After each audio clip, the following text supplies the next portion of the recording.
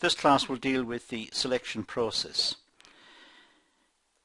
Now, the selection process involves identifying particular employees with jobs which will enhance their skills and capabilities. It's a question of marrying up the skills and capabilities, skills and talents of the individuals with the requirements of the job. And a good selection process will get a good fit between the two. It's crucial that organisations select the right candidates, as this will save time and money. The quest for the right workers is expensive. They have to be found, selected and recruited and trained and inducted into the business. So the whole process is quite expensive. So it's important to find the right ones, find them efficiently and try to retain them when they have been found. Employees are the backbone of any organisation. If an organisation has a talented pool of employees, it will reflect a successful business image. So it's the employees who form the organisation.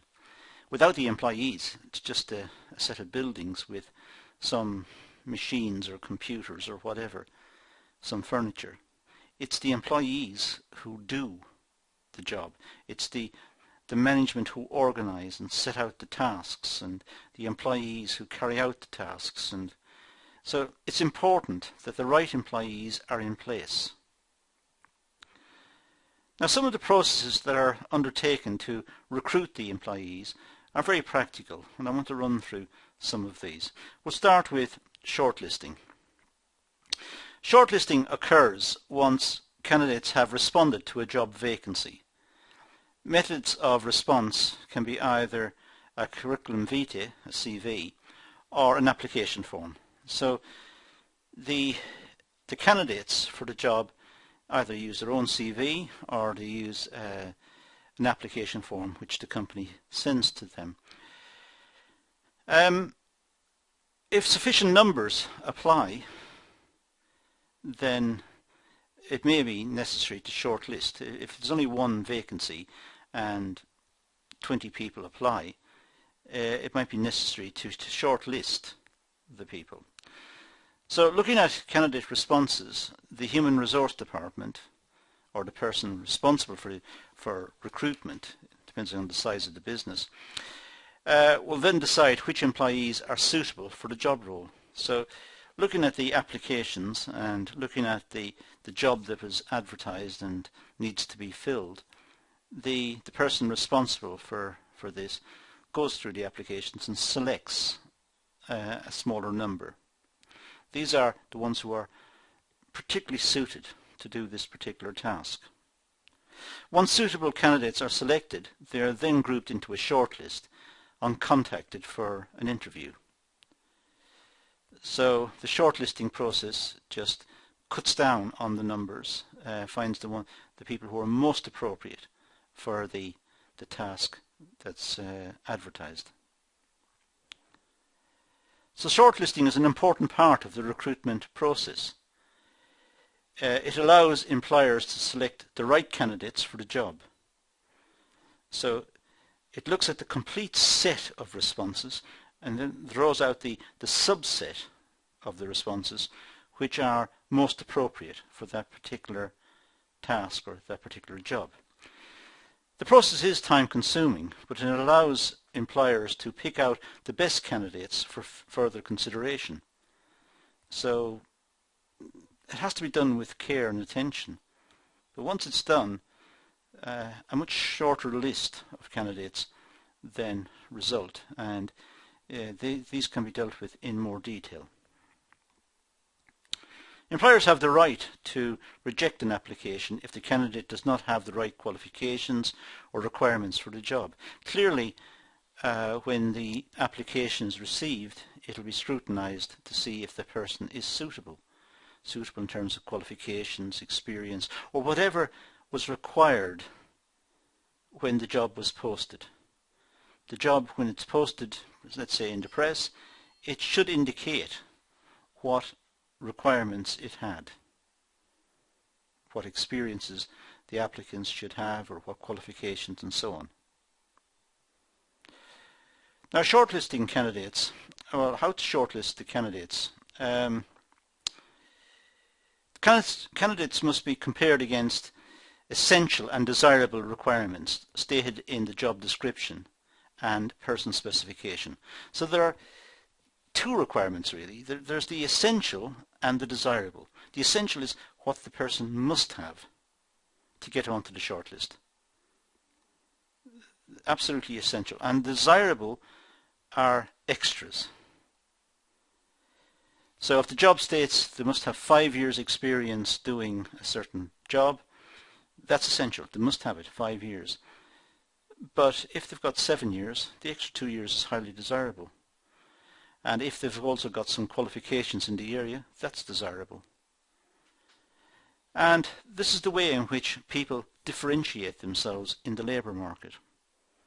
This is what makes candidates more desirable. It's having the essentials, but having some extras as well, the desirables, what employers would like.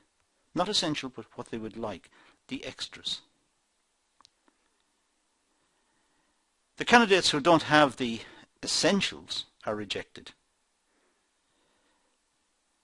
The shortlisting panel must then decide which candidates are suitable. So having rejected the obvious applicants, the ones who are just trying but they don't have the essential requirements, the shortlisting panel, perhaps 2 or 3 people who know the requirements of the particular job, some managers may have a meeting and draw up a shortlist of the candidates to see who are suitable. The suitable candidates are then called for an interview and assessed further. The application process should not discriminate in any way. The candidates must be treated fairly. They must be treated on the basis of the requirement of the task. Look at the essentials to complete the task that was advertised, the job that was advertised. Look at the essentials and ensure that the shortlist have met the essentials. And then perhaps look at the desirable qualities, the ones that are the extras, the experiences or the qualifications that are extra to those required, and draw up the shortlist based on those. The selection criteria, well, in order to validate the selection process, it's necessary to produce a set of selection criteria which a candidate can be measured against. So it's important that there are standards of judgment, and in order to avoid discriminatory practices, an objective set of criteria should be drawn up, if possible. So this could include work experience, achievements in the past, qualifications. It can include many factors, but preferably work-related factors, factors that apply to this particular situation. The selection criteria is mainly presented in a person specification, detailing the characteristics of a suitable candidate.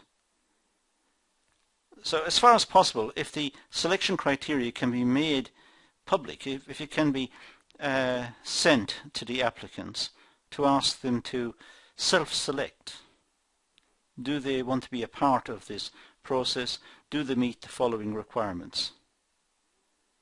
The essential requirements and then the desirable requirements. Well, if they're on the shortlist, they will have met the essentials, but let them see what the full set of criteria are. There are 3 formats that may be used in dealing with the selection process. And the three formats are the Alec Rodger's 7-point plan, John Munro Fraser's Fivefold framework, and Lewis's 3 aspects of the selection criteria.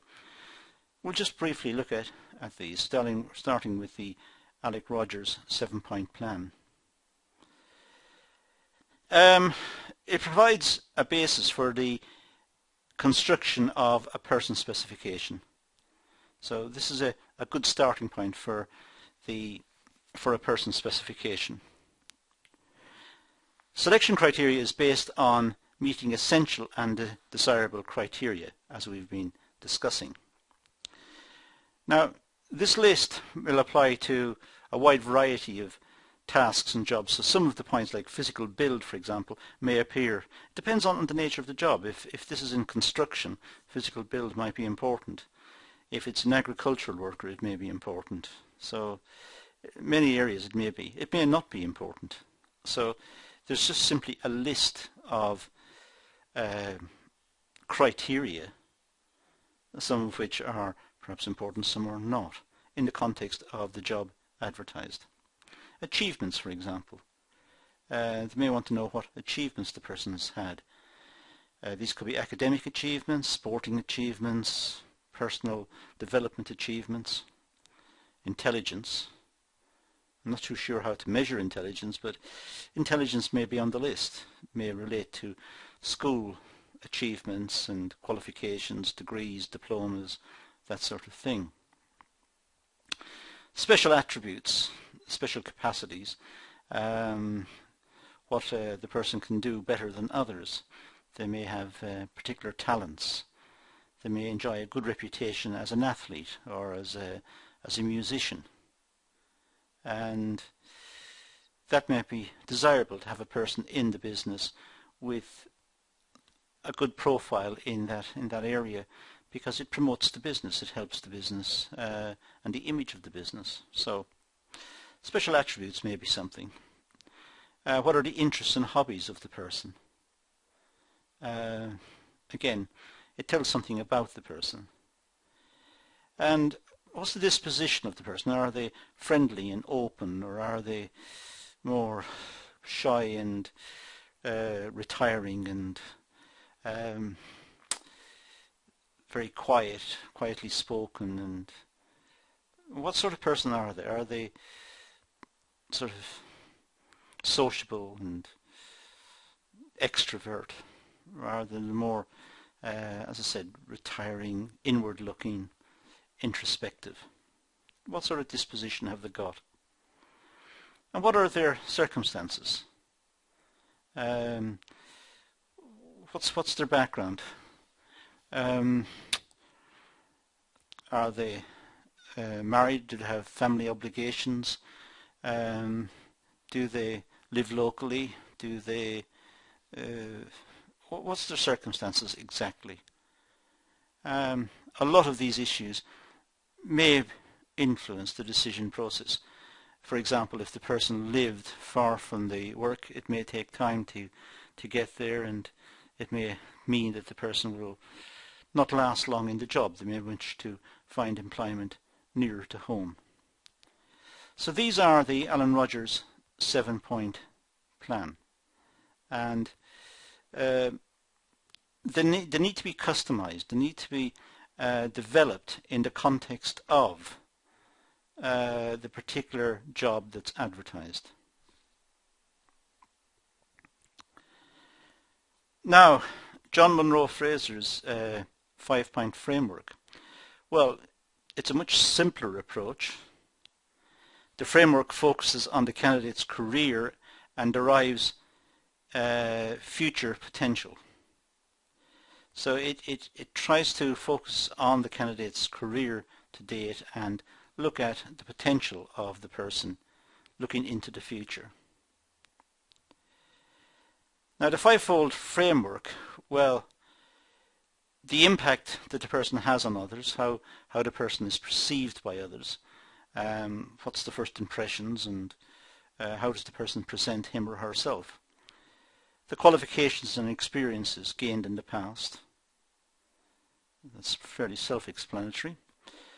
The innate abilities of the person. What can they just do that others find difficult? Are they athletic?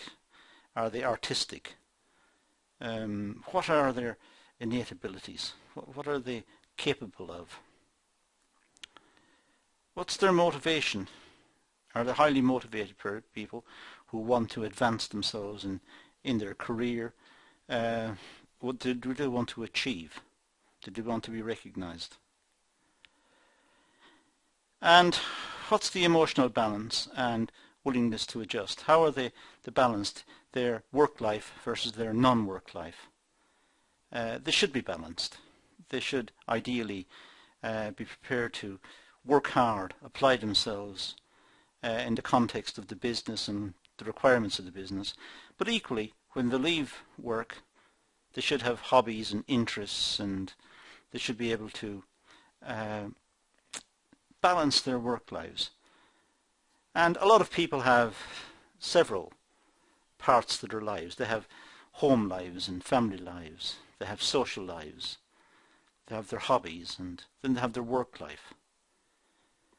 And it's seen by many not to be healthy just to have one particular activity. Let's say a work life and nothing else. They should have other activities which gives them balance. Now, the Lewis one I mentioned implies that selection criteria is dependent on three factors. This is the last one we'll look at. First of all, organizational criteria.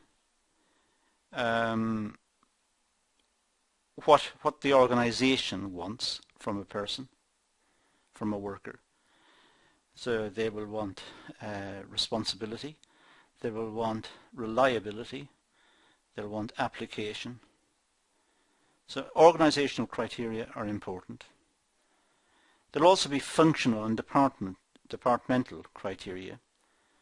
People must be able to perform the functions that's required of them, and they must be responsible to the department and ensure that the department is facilitated by their activities, that they are reliable members of the departmental team, supporting efforts of the department in advancing the department, and thereby, of course, advancing the organization.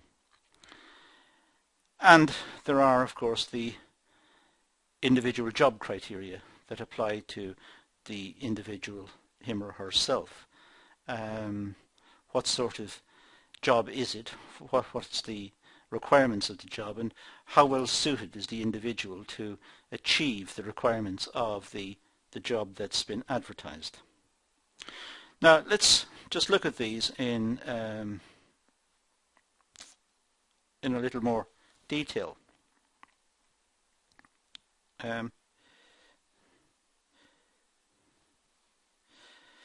Let's look at the start with the organizational criteria. The organization produces certain attributes which they feel are important and should be displayed in their employees. So everyone who works for the company should have some sort of core identification with the business. Now these attributes provide measures against employee potential within the organization. These attributes are important because they enable the organization and the individuals to relate to each other. These are common or core identifications. The organization believes that these attributes will help the organization develop and meet its objectives. So the organization is looking to its employees to be ambassadors for the organization, to relate to the organization, to be supportive of the organization, and to create a positive image of the business. Now the functional and departmental criteria. Well, all organizations have different departments such as HR, finance, marketing, IT, and so on, production, so on. So organisations tend to have different departments, and these departments have their own requirements in order for the department to function successfully, as I said earlier. For example, appropriate interpersonal and communication skills in the marketing department. It's important that the requirements of the department are met. So people, for example, who work in marketing should have good interpersonal and communication skills. People who work in IT should have good understanding of networks and servers and the technology that's involved, and be able to communicate with each other effectively about issues in that area. The individual criteria is concerned with the job description and the person specification. So the job description is normally written as a function within an individual department, and this is what the individual applies for. The individual sees the job description and applies to undertake that particular job. The criteria is derived from the job role and is expected to be successfully completed by the candidate. There's an element, as I said earlier, of self-selection here. The individual sees the job description and then asks him or herself whether they are qualified to undertake that task. It's pointless applying for a position if they know they can't do it. This method is often used in the selection process to identify capable employees. So it's often the case that job roles are set out, and in the selection process employees are asked to tick boxes as to what talents, skills, experiences, qualifications they've got in particular areas.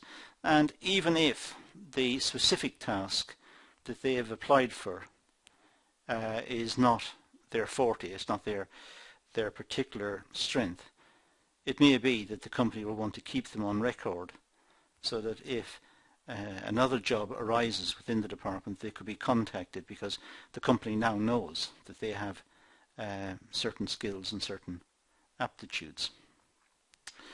So this is the selection process, and this is the basis for a selection process. And that's all I'm going to do in this session. So thank you for watching.